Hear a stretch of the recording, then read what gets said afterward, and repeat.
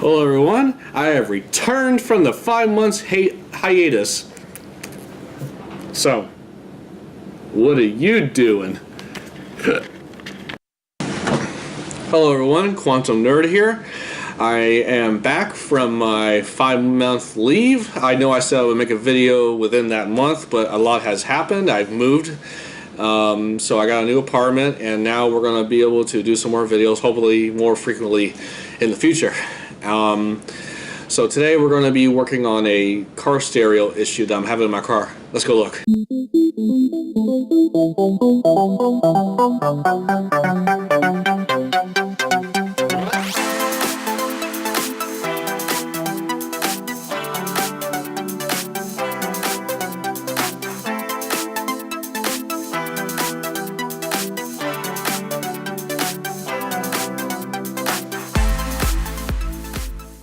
Hey guys, how's it going? So, remember that car stereo I had installed about, I don't know, let's say about a year ago? Well, the stereo's fine, but now it looks like there's a power connection issue with my car to the stereo. Not sure exactly which wire it is, but I think I narrowed it down. So, let me just show you real quick. This factory cable harness to my car turned out to be the issue. What happened is the radio will cut in and out on me. The power would just turn on and off. If say if I went over a speed bump, it would turn off. See, let me demonstrate.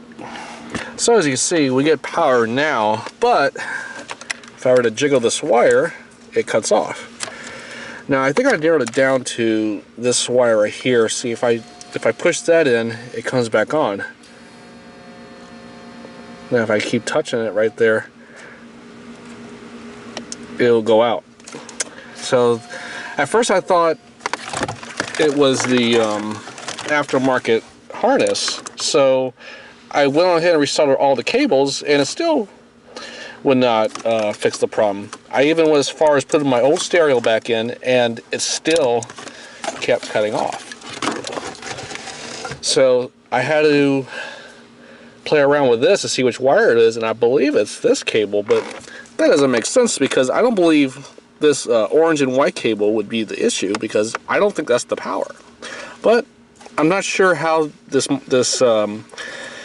car, how it distributes the power evenly to the module, so maybe it does have something to do with it, or it could be shorting out through the pins entirely.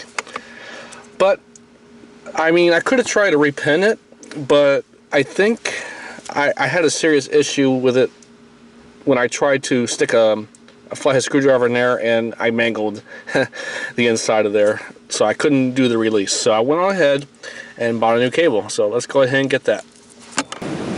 So the idea is to cut the factory cable that's in the car right now that I just showed you and resolder it with a new cable. This is a 22-pin cable. We won't be utilizing all the cable on here. As you can see, every single pin has a cable in it. I would probably end up just cutting the ends of the ones I don't need, but it should be compatible with what we need it for. The best way to check is to plug it into the stereo, but since I left my stereo in the car, so let me just...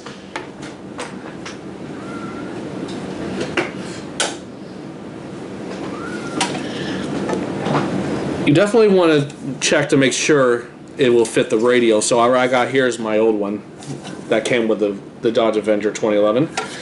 So let's see if it fits. It has the original connections right here in the back, and it does. Of course, I've already tested the connection before videotaping this, but you know, I just wanted to show you guys just for, you know, verification sakes. But definitely make sure it fits before you solder it, because then you'll be adding more work than what you need to do to complete the job. In case you guys are wondering where I got this cable, I'll put the description down below. And this particular cable came from Metra. But you can also order it on Amazon, which is what I did. So in order for us to solder while in the vehicle, obviously I won't have an outlet. I mean, I suppose I can get a cigarette lighter to outlet, but what I have here is a portable Exos soldering iron, which is also rechargeable, and it's a very it really does come in handy when you need to do soldering on the go if there isn't any power. So it's very easy to use. Just hold down the button till it warms up. Of course, you won't know until it's hot until you touch the solder onto the wire. But definitely what you want to do is you want to touch the copper part of the wire until it heats it up. Then you'll melt the solder onto the cable. This particular item right here, I can also put this link in the description where I got this. This particular soldering iron cost about $80, and I believe it came from UK. It took about a couple of weeks to get here, but man, this has been the best portable soldering iron I've ever had. I like my variable one, but like I said, if you need to do it where there's no power and you need to just do it right there, this is a quick and dirty way of doing it. Well, not exactly a dirty way, but this is a very nice soldering iron. Alright, so let's get to soldering. We're going to need some heat shrinking tubing.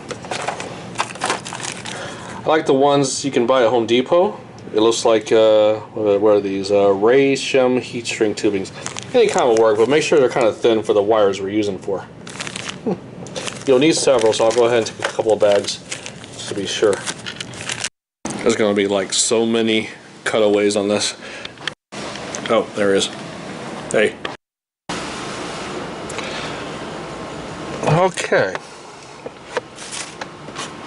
Okay, so we're going to go ahead and start cutting the wires off this connector, but the thing is we don't want to cut it too close to connectors. We want to be able to see each color code on each wire, so that when we try to match up the other wire, we'll know which ones where the positions are. Right about here should be good enough, at least ½ an inch.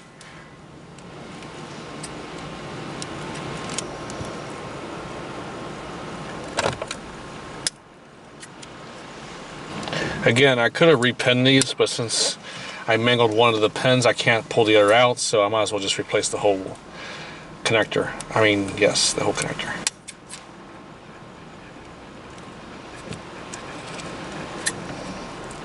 Fortunately, if I cut too far off the connector, the other wire is actually pretty long. I could solder that as an extension to this cable. A little disclaimer, you should be doing this with, you know, the battery disconnected, but as long as the car is turned off, I don't think it's that big of a deal. The only voltage that's really passing through here right now while the car's turned off is the memory for the battery, which is only about a few volts. It won't even, it's not enough to hurt you. Alright, now it's time to strip the cables. I have actually a nice little stripper that's easy to use. All you do is just clamp on the cable and it pulls it apart, like so.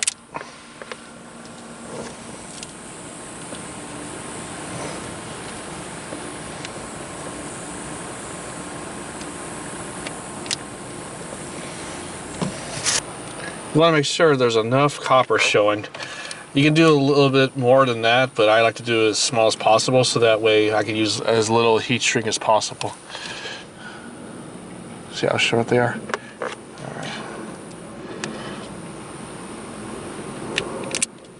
right. So we need to get heat shrinks for each wire. We need to do it for the 5 on the bottom, 4 on the top, and these are the left side of the wires, and then you got the very left one, which is the negative, and then you got the 2 on the right, one bottom and top, and the positive. All right, there we go. I finally realigned them to the correct cable. Sometimes you gotta work slow and pay attention to what you're doing, but it was easy to fix in this case. So I got my little handy dandy helper hands to help us hold the wires together while we solder them. So now we got to get our old cable, our old connectors, so we can see what cable goes to what, because these colors are going to be different from what the original stock cable was.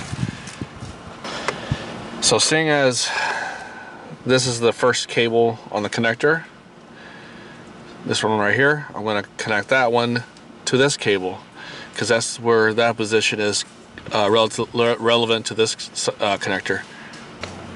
Now we know which cable we got to connect, which is going to be the orange and white. Let's see if we can find it on here. Okay, here's our orange and white. Now we're going to grab this cable. We said it was going to be the pink one.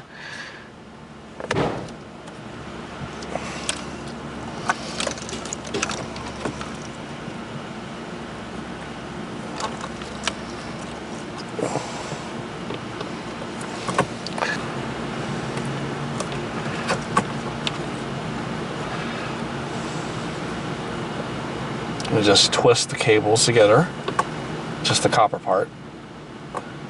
Start it out as an X and just wrap them around.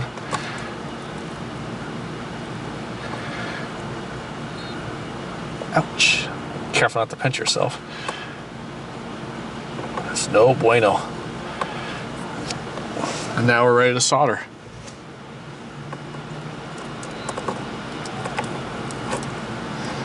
First thing you want to do is get like a paper towel and put underneath the cables as you solder, just in case the solder happens to leak. If it burns the inside, it won't be shown anyways, because once you put the radio back on it, you won't even see it, the burnt marks.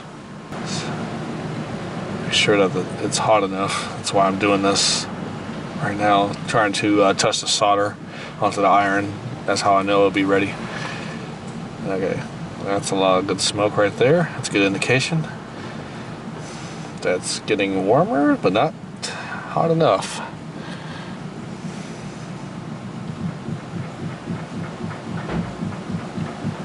Yay. Alright. What you want to do is you want to heat the copper first a little bit, so that way when you touch the solder to the cable, it would attract it to the heated element.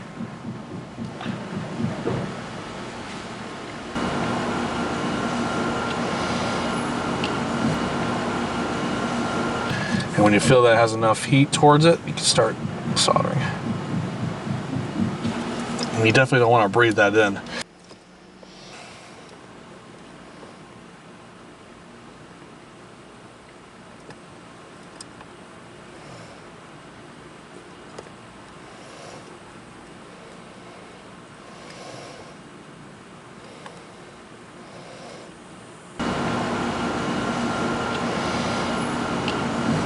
I'm not particularly a fan of this solder. It's kind of gromy, but I wanted the thinner solders because it will burn faster.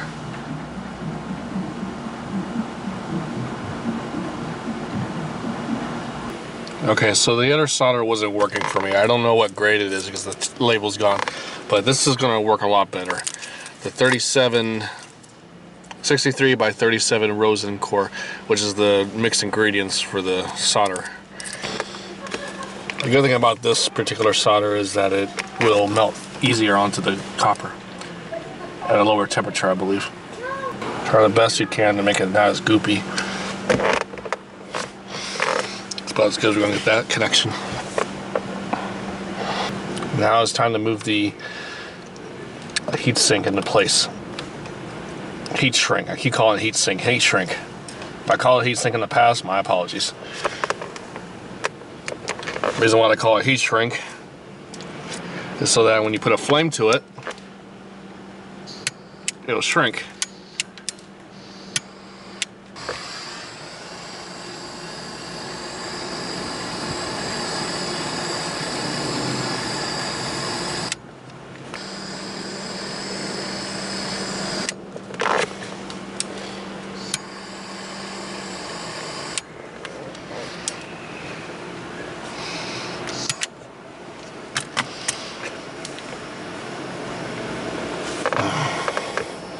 One down, several to go.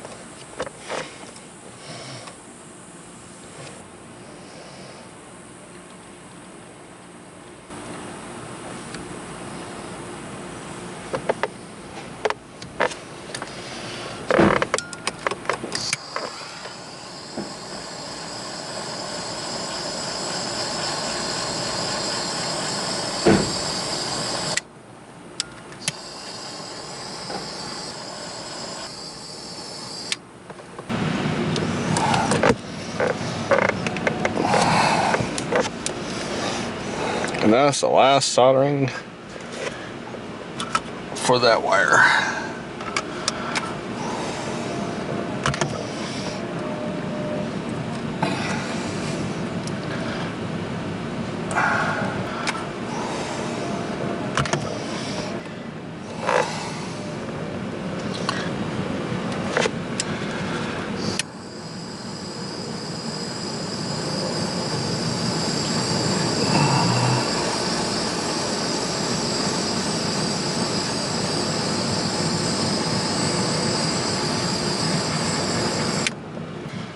Let's do the real test so that we know it works before we wrap it around with electric tape.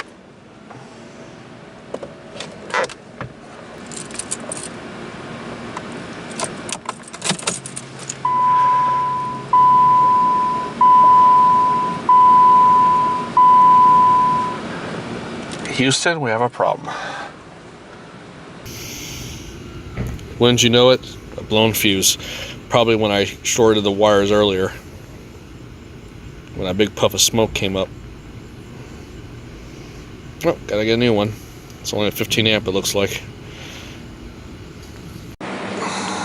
Well, I got the fuses, but unfortunately it had to come in a multi-pack, so I just need that little blue one right there, that 15 amp one.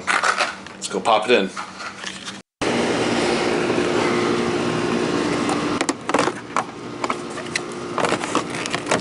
Yeah.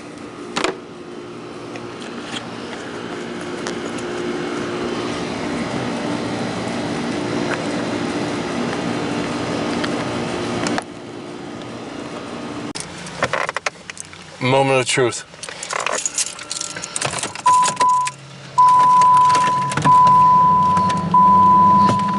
Would hope it weren't upside down, right?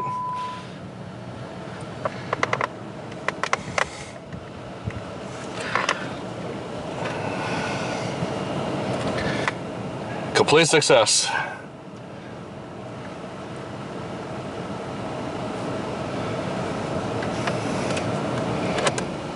Now let's see if it turns off when I do this. And it doesn't! Yay! Alright, let's put her back together.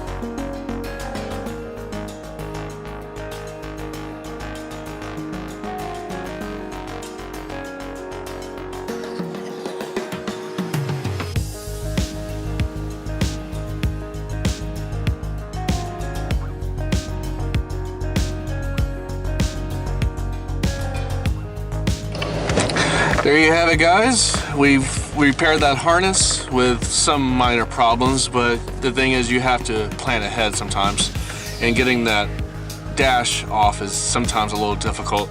You guys didn't see it, but it took a few takes to get it on properly. But I hope you enjoyed the video. I hope this helps anyone out who has a connector problem with their stereo or there's loose wire. If you guys got any questions, please leave a comment below and I'll try to do the best I can to respond to them. Take care.